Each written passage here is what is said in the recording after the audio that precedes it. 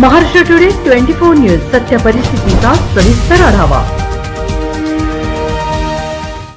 15वा वित्त आयोग अंतर्गत चोपडा शहरामधील आशा टाकी परिसरातील पटवे गल्ली व केजीएन कॉलनी या दोन ठिकाणी शहरी आरोग्य वर्धिनी केंद्र तथा आयुष्मान आरोग्य मंदिर या आरोग्य केंद्राचा शुभारंभ आज चोपडा तालुक्याचे लोकप्रिय आमदार प्राध्यापक श्री चंद्रकांतजी सोनवणे यांच्या शुभ हस्ते करण्यात आला। शहरी भागातील सर्वसाधारण नागरिकांसाठी घराजवळच मोफत आरोग्य सुविधा उपलब्ध असणे गरजेचे असल्याने सार्वजनिक आरोग्य विभागामार्फत सदर आरोग्य केंद्र कार्यान्वित करण्यात आले आहे।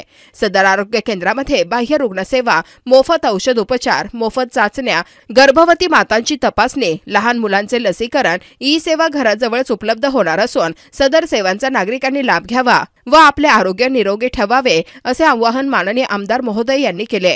सदर प्रसंगी तालुका आरोग्य अधिकारी डॉक्टर प्रदीप लासूरकर, नगर परिषद मुख्याधिकारी श्री राहुल पाटील, कृषी उत्पन्न बाजार समिती सभापती श्री नरेंद्र पाटील, संचालक शिवराज पाटील, विजय पाटील, माजी उपनगराध्यक्ष विकास पाटील, सागरभाऊ ओतारी, कैलास बाविस्कर, मेहमूद बागवान, महेंद्र धनगर, दीपक चौधरी, प्रदीप बारी, निजाम कुरेशी, मोईन कुरेशी, गणेश पाटील, बडगुजर नाना, काल्या दादा, नंदू गवळे, हाजी साहब, देशमुख भाऊ, देवा भाऊ, राहुल पाटील, वैद्यकीय अधिकारी doctor Shilpa Borse, doctor Prashant Patil, doctor Vivek Jaiswal, आरोग्य सहाय्यक जगदीश बाविस्कर, आरोग्य विभागाचे राजू पाटील, दिलावर वळवे, नदीम शेख, रामुलू मडावे, गजानन करंदीकर, दिनेश बारेला, प्रभाकर जोशी, आरोग्य सेविका सुचिता पांडे, दीपाली सोनवणे, सविता नाथबुवा, आशा सेविका, पदाधिकारी, स्थानिक नागरिक मोठ्या संख्येने उपस्थित होते।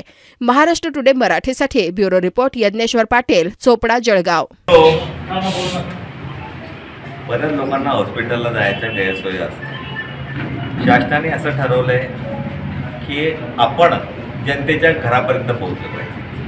आरोग्याची सेवा ही सर्वसामान्य माणसापर्यंत पोहोचली पाहिजे। या भावनेतनं आपला दवाखाना ही संकल्पना माजी मुख्यमंत्री आदरणीय एकनाथराव शिंदे साहेब वगैरे, आताचे मुख्यमंत्री आदरणीय देवेंद्रजी फडणवीस साहेब, आदरणीय उपमुख्यमंत्री एकनाथरावजी शिंदे साहेब, आदरणीय उपमुख्यमंत्री अजितदादा पवार आणि केंद्राच्या वतीने आरोग्य मंत्र्यांच्या वतीने केंद्राचे आरोग्य पंतप्रधान मोदी साहेब, शहासाहेब यांच्या मार्गदर्शनाखाली संपूर्ण महाराष्ट्रामध्ये सर्वसामान्यापर्यंत आरोग्य सेवा पोहोचवण्याचा संकल्प हाताशी घेऊन हे काम सुरू केले। आपल्या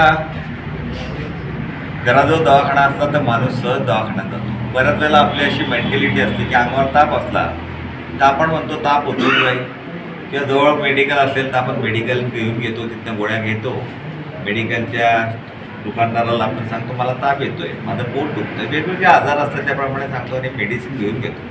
तसं मेडिसिन घेणं हे धोक्यादायक असतं आणि ह्या साऱ्या गोष्टींचा विचार करून सर्वसामान्य माणसाच्या आरोग्याची काळजी घेण्यासाठी महाराष्ट्र शासनाने हे दवाखान्याची सुरुवात केली। 15 वित्त आयोगाच्या माध्यमातून हे दवाखाने प्रत्येक कॉलनीपर्यंत, प्रत्येक वार्डापर्यंत पोहोचवण्याचं काम सुरू आहे, जेणेकरून आरोग्याच्या ज्या समस्या सोडवता येतील आणि सर्वसामान्य माणसाला ह्या ज्या गरजा ह्या पुरवण्याचं काम महाराष्ट्र शासनाच्या वतीने, आरोग्य विभागाच्या वतीने आदरणीय आंबेडकर साहेबांच्या, प्रकाशजी आंबेडकर साहेबांच्या सहकार्याने हे आपल्या तालुक्यामध्ये सुरू आहे। आज आपण 2 दवाखान्यांचं हे उद्घाटन केलं। जनतेला हेच सांगेल की आपण स्वतः औषधे न घेता दवाखान्यात यावं, आपल्याला नक्की काय झालंय डॉक्टरांना सांगावं।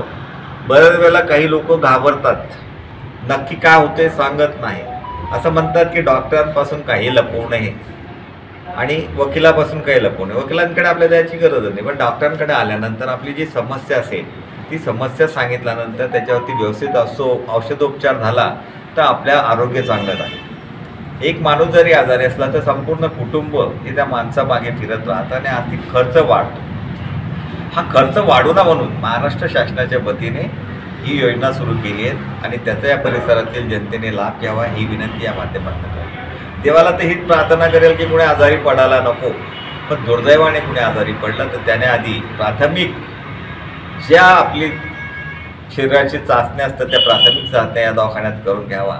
या दवाखान्यात तसं पाहिलं तर आपल्याला साऱ्या सुविधा उपलब्ध होणार आहेत। जे बाईची डिलिव्हरी असेल तर त्याच्या आधीचा जो पिरियड असतो त्यात त्यांचं मार्गदर्शन डॉक्टर देणार आहेत, त्याला लागणाऱ्या मेडिसिन असेल किंवा त्याच्यासाठी लागणारं काही एक्झरसाईज ते सुद्धा सांगतील।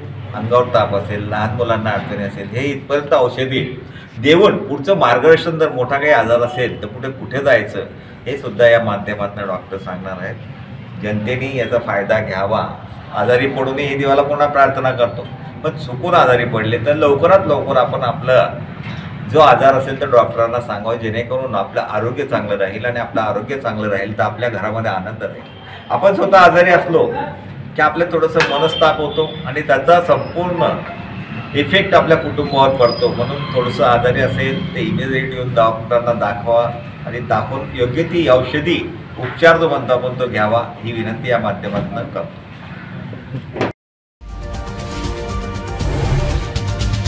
आजच महाराष्ट्र टुडे 24 न्यूजला सबस्क्राईब करा आणि सत्य परिस्थितीचा सविस्तर आढावा पहा.